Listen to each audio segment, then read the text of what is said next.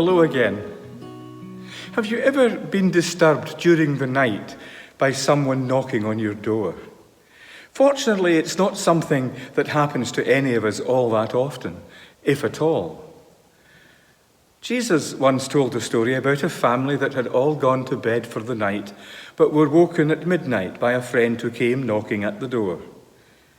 In the sort of house Jesus had in mind, the whole family would sleep side by side on the floor, so that if the father had to get up at midnight, the whole family would be wakened with him.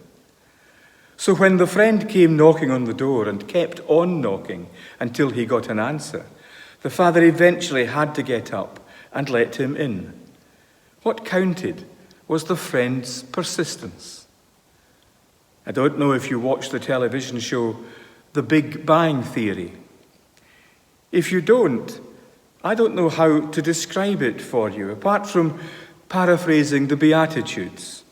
The geek shall inherit the earth. If you do, you'll know Sheldon, probably the geekiest of them all. Sheldon and his friends live across the landing from Penny.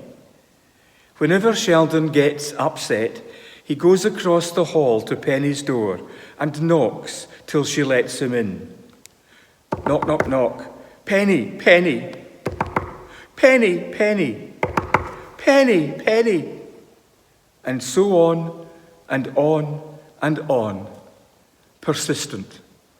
That's how the friend in Jesus' story knocked to get the father to open up for him.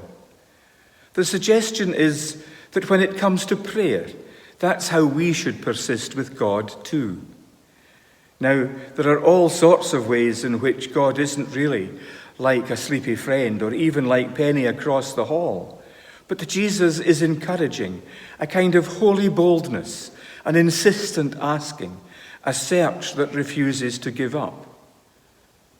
Jesus' story of the family wakened in the night reminds us that that's what our approach to prayer should be. The point of prayer, however, is not to get what you want. The point of prayer is to enter into a relationship with God. When Jesus says, ask, seek, knock, he doesn't mean that if you pray hard enough, ask, seek, and knock long enough, you'll win the lottery, have the perfect life, and never be sick or have to go to the dentist for a filling. When Jesus says to us, ask, seek, knock, he means us to be relentless in our pursuit of our relationship with God. He means us to seek first the kingdom of God, to seek first the righteousness of God. Jesus says, be persistent in asking God what to do and how to live in order to play our part in bringing about his kingdom.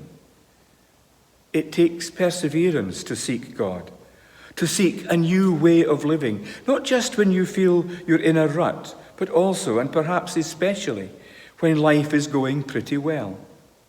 It takes perseverance to seek answers to questions and to find light in the darkness. But if you seek God first in all things, then your soul is in the right place, and your soul will be able to receive all it needs and more. If you seek personal gain, personal pleasure, or personal reward, you're asking the wrong questions, seeking the wrong answers, knocking on the wrong doors.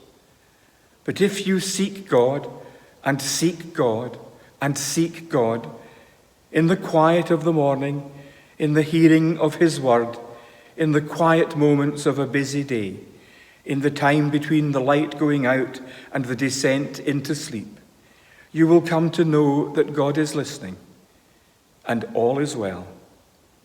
Keep praying. God is listening. All is well. May God bless you today and always.